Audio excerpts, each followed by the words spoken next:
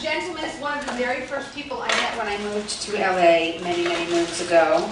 He's an actor and a comedian with over 150 film and TV credits to his name. Most recently, he's appeared on The Closer, It's Sunny in Philadelphia, House, and his hour stand-up comedy special on cable. This piece is called No on 8 While Looking for Mr. Right. Please welcome my friend, Jason Stuart.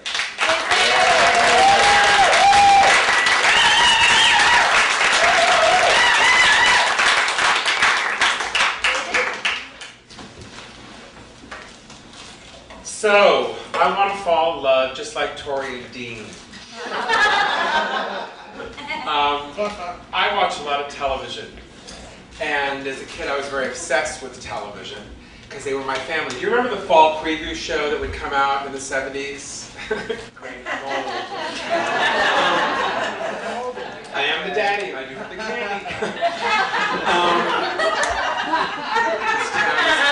This town is like fucking Logan's Run. Anyway, and I passed the point. Okay.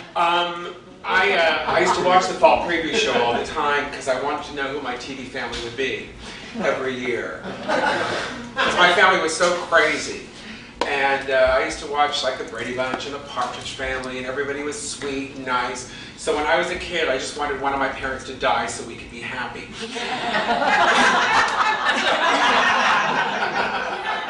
I'll give you a little bit about my mom. My mom, when I shaved my head, she said, "Oh my God, you look like you have cancer." I said, "Why don't you wear an outfit that fits?"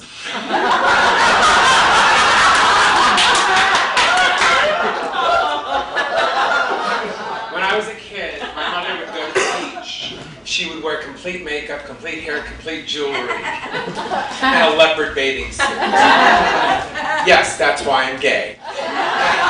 And she'd wear these high heels, so when she walked to the beach in her high heels in the 70s in the sand, she'd walk like this. "Lenny, watch my pocketbook, here I come."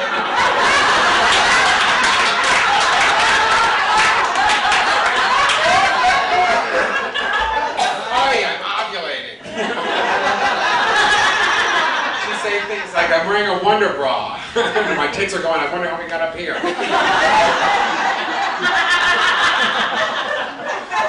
So I've always wanted to fall in love, but not like my parents. And I fell in love with a guy named Tony. And I saw him across the room and everything stopped. It was almost like, "Oh my man, I love him so. He'll never know. All my life is just a spare. But I don't care when he takes me in his arms. The world is bright. All right. What's the difference if I say, I'll go away, 'cause I know I'll come back on my knees someday, for whatever my man is, I'm his forevermore." 5 years of that, on and off, even including prison. I'm not kidding. I still have the long sleeve underwear shirt that I sent to him that he left in my house that he can't have. And I called my mom. I said, "Mom, I met this great guy." Her first thing is he gay? "No, he's a leprechaun." Of course he is. That's the most important part.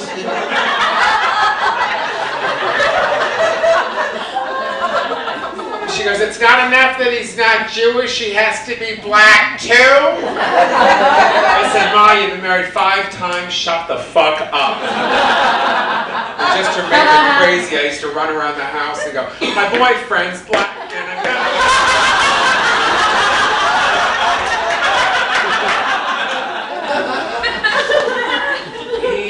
He was one of those guys that you just looked at him and you just wanted to do shit for him or give him money, and that I did. And he broke my heart, and now I wish he was dead.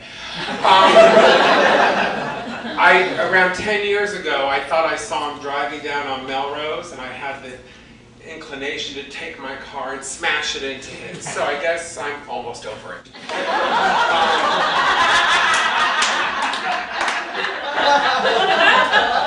And after someone gets back from prison, the sex is fucking great. Especially when he waits for you. Thank you, Daddy. Did I make the lesbians uncomfortable? Okay. See, I'm gay and Jewish, so I'm pissed.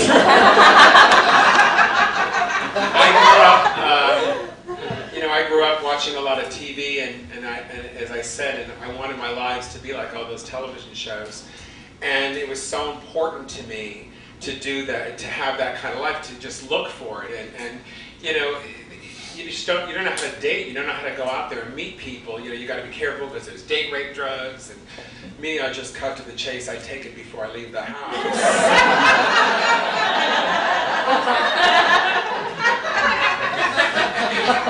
And it is hard. It is hard to meet somebody. You know, I'm sure some of you people in the room have met people, and I have too. And some of you, have I done it? No. No. Definitely not. I did meet someone recently, a nice guy named Raul. He's really nice. He speaks English. And, he's a little younger than me, but he doesn't call me daddy or anything like that. He calls me Poppy.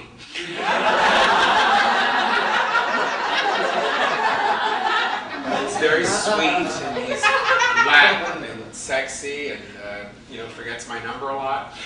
And he's the kind of guy, that wears one of those chains. Have you seen those chains that go from the belt loop to the wall to the couch? Because I won't let him leave the house. That's my fantasy. What do you say to guys? What do you say to them? And he's pierced. He pierced his nipple, and I said, "Oh God, I'm tired. I'm old. I'll get a clip on."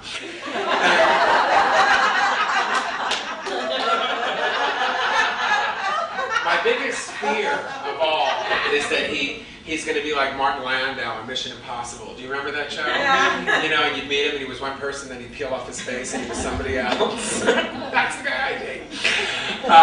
And see, the deal is I want to get married. I really want to get married. I want the whole thing. I want the wedding. I want to walk down the aisle. I want Barbra Streisand to sing "I Finally Found Someone," and I want to walk down. I want that. I want that whole thing. I want a guy that's smart and sexy and has a car and doesn't live in it. And this whole gay marriage thing is insane now, because if you got me to get married last year, well, that's cool. Well, it's over now. Straight guys would love that. So you can get married in California last year, and then you could drive to Nevada, and it's over. And then you can drive over to Iowa, and then you can join those other 3 couples that got married in that fucking state. And then you can drive over to New York, and you can still be married, but you couldn't actually have gotten married there. And then, of course, you can go over to South Carolina, and it's done again. Tiger Woods would have helped him quite a bit if that would have happened. I think it's insane. It's like the checkerboard. It's a checkerboard wedding thing. I want a husband. I don't want a boyfriend or a life partner or a sex buddy. Then again. Because if you get married, you get everything. You get tax breaks, you get insurance breaks, you get this really cool veil. You can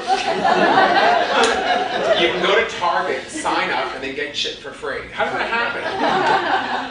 You can go places, create mail, you can just put your name on a list. I want things, and people will say, "Oh yes, here it is."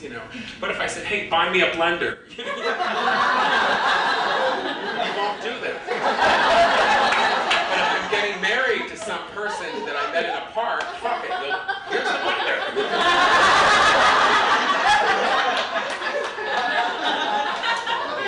Right, I don't understand it. Straight people get things that gay people don't, Sarah Jessica Parker said it best. I guess after you graduate from college, you don't get shit unless you're married. So I want things for free. I want to go into Target and feel the heroin going through the air conditioner and just sign up for shit and take it home and get a gazebo for my 1-room apartment. I need 400 rolls of toilet paper for no reason. So I can make a couch. I actually did buy a lot of toilet paper, so I bought another 100 just to make a chair to match.